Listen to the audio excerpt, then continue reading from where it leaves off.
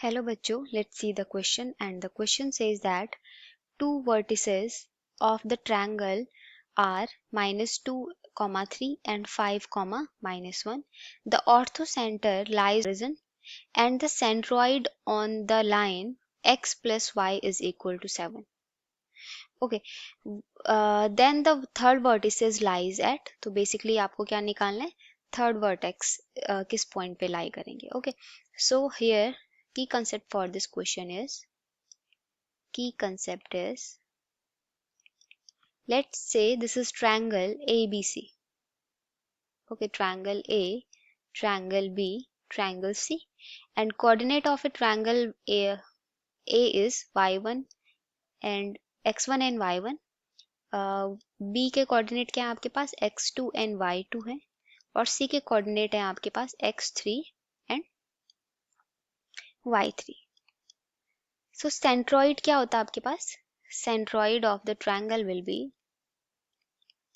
centroid of triangle कितना होगा आपके पास, that is x1 plus x2 plus x3 whole upon 3, comma y1 plus y2 plus y3 upon 3.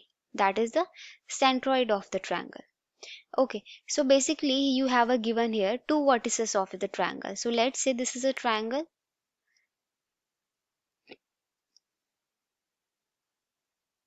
Okay, triangle A, B and C. Okay और origin कहाँ पे कर रहा है इसका लाई, ओरिजिन कर रहा है इसका 0,0 पे ओके. ऑर्थो सेंटर कहाँ पे लाई कर रहा है, 0,0. ऑर्थो सेंटर क्या होता है, ईच वर्टेक्स से आपका जो परपेंडिकुलर ड्रॉ होता है या एल्टीट्यूड ड्रॉ होता है वो जहाँ पे इंटरसेक्ट करते हैं उसको हम बोलते हैं ऑर्थो सेंटर. तो ऑर्थो सेंटर ओरिजिन पे है और आपके पास क्या दे रखा है, आपके पास दे रखा है यहाँ पे ट्रायंगल. ओके, तो बी वर्टिसेस लेट्स आपके पास गिवन है, दैट इज -2 and 3, -2, 3, और सी वर्टिसेस आपके पास गिवन है 5, -1. ओके, तो यहाँ पे आपको फाइंड करने vertices of A. Now let's say vertices A से जो परपेंडिकुलर ड्रॉ हुआ है वो है AD. इस सेंटर से होके जाएगा क्योंकि ये क्या है, किसका सेंटर है, जो परपेंडिकुलर ड्रॉ होंगे तीनों वर्टिसेस का, वो जहाँ पे मीट करेंगे वो उसका सेंटर हो गया 0, 0. Okay, now we know that AD is perpendicular to BC. Okay, तो जो जब दो लाइन परपेंडिकुलर होते हैं तो उनके स्लोप का, जो उनके स्लोप होते हैं उनका प्रोडक्ट कितना होता है, -1. So slope of AD is equal to slope of BC is equal to क्या होगा आपके पास, -1 होगा अकॉर्डिंग टू द प्रॉपर्टी.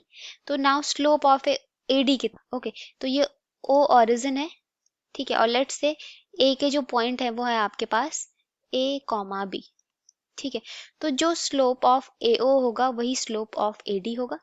ठीक है, तो स्लोप ऑफ AD कितना होगा, basically we can write this, slope of AO is equal to slope of AD, क्योंकि वही लाइन क्या हो रही है, प्रोड्यूस हो रही है आगे तक आपके.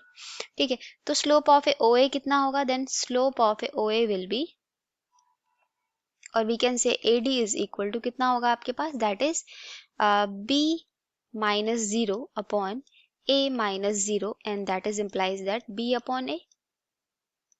Now slope of a BC, slope of BC कितना होगा, slope of a BC, that is you have -1 -3 y2 minus y1 upon x2 minus x1, 5 plus 2, because negative negative become positive, so it will be -4 by 7. So slope then we have here, that is B upon A multiply by 4 upon 7 is equal to -1 according to the property, and we can write from here, that is B upon A is equal to 7 upon 4, and let's say that is our equation number first. Okay, now हमारे पास equation of आपके पास क्या दे रखा है question में, जो आपका centroid है वो किस लाइन पे, and centroid on the line x plus y is equal to 7. So centroid lies on x plus y is equal to 7।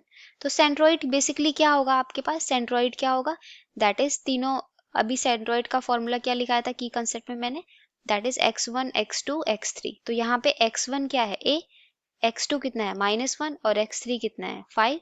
So that will be x की जगह पे क्या आ जाएगा आपके, we can right 5 minus 2 plus a upon 3 and plus -1 plus 3 plus b upon 3 is equal to 7, and we can write from here 3 plus a plus 2 plus b is equal to 21, and a b is equal to, we can write 21 minus 5, so a plus b is equal to कितना आ गया 16।